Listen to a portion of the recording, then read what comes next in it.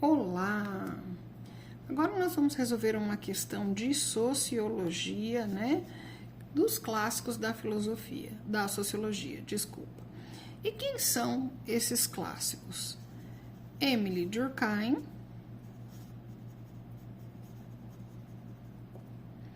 Karl Marx e Max Weber. A gente pode falar do Auguste Comte? Sim, a gente pode falar do Auguste Comte, mas o Auguste Comte seria o pai da sociologia, a gente também vai falar disso num outro momento, tá? Mas basicamente esses aqui são os clássicos da sociologia. Então, leia o fragmento abaixo. Quando exerço meus deveres de irmão, de marido ou cidadão e ponho em prática os compromissos aos quais me empenhei, cumpro obrigações que estão definidas na lei e no costume e que são externas a mim mesmo. Olha só uma dica aqui, ó. São externas a mim mesmo e às minhas ações. Os sistemas de sinais que emprego para expressar meus pensamentos, o sistema monetário que uso para pagar minhas dívidas e os instrumentos de crédito que utilizo em minhas relações comerciais, as práticas que sigo em minha profissão, etc. Tudo funciona independente do modo como os aproveito. Então, olha só, ele está falando do comportamento dele dentro do contexto social, dos papéis que ele exerce dentro desse grupo social. E aí, como é que a gente faz para ter uma dica? Eu sempre falo que é muito importante a gente olhar a referência, tá? A citação aqui, ó. O livro de onde foi tirado esse texto, as regras do método sociológico de quem? Nada mais, nada menos do que Émile Durkheim. De acordo com o fragmento do texto de Durkheim, as características dos fatos sociais são as seguintes. Primeira coisa, o que é o fato social? Então, vou falar aqui para vocês a definição do próprio Émile Durkheim.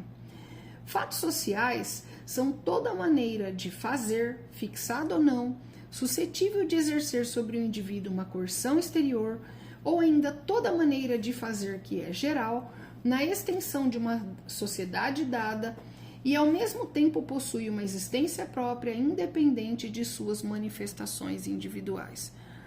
Então, a ideia básica do fato social, dos fatos sociais, é que o contexto social influencia em quem o indivíduo é, tá? A ideia é que o contexto social interfira em quem o indivíduo é. E esses fatos sociais, quando a gente estuda um pouquinho, a gente sabe que ele tem 3 características. A generalidade. Então, imagine só, dentro de um contexto social, a gente não pode fazer o que a gente quiser, do jeito que a gente quiser, a hora que a gente quiser, né? Para a coisa funcionar, a gente precisa de regras. Não dá para fazer. E essas regras, elas precisam ser gerais, tá? Ela não pode ser para mim de um jeito, para o fulano de outro jeito, para o outro fulano de outro jeito, tá? Então, ela precisa ser geral, funcionar para todos. A segunda característica é a coercitividade. Como é que essas regras vão funcionar? Elas vão funcionar se houver coercitividade. Por quê? Porque o indivíduo só adere a concepções quando há coercitividade. Então, eu digo assim para você, olha, faça um trabalho para mim sobre o Émile Durkheim. Aí você vai dizer, bom, para que eu vou fazer um trabalho sobre isso, né? Tenho dó, tô ocupado demais, tenho tarefa demais. Aí eu digo assim para você, ele vale metade da nota. E se você não fizer, a sua nota não vai ser suficiente para você ser aprovado. Rapidamente você vai achar um tempinho no meio, né, dessa sua vida corrida para colocar isso em ordem. Então, a coercitividade é uma forma do Estado, né, digamos assim, ou do contexto social, exercer ou fazer com que essa regra se cumpra dentro do contexto social. E a última característica é a exterioridade ou anterioridade. A exterioridade significa que essa regra é exterior a mim, né? Ela não está relacionada necessariamente à minha pessoa.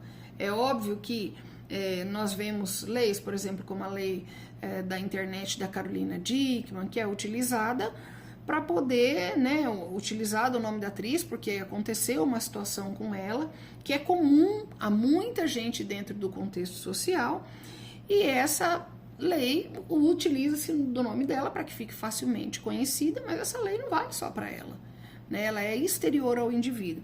Em algumas literaturas a gente encontra o conceito de anterior, ou seja, é anterior ao indivíduo. Então, quando eu nasci, já tinha regras, né? O mundo não começou a se organizar a partir do meu nascimento, a partir da minha pessoa. Então, aqui o que ele pergunta são as características dos fatos sociais. Se ele não está dizendo a forma, que precisa ser em ordem, coisa e tal, então é só a gente encontrá-las. Subjetividade, não. Coercitividade, sim. Objetividade, não. Então, não é essa a alternativa. Coercitividade, sim. Subjetividade, não.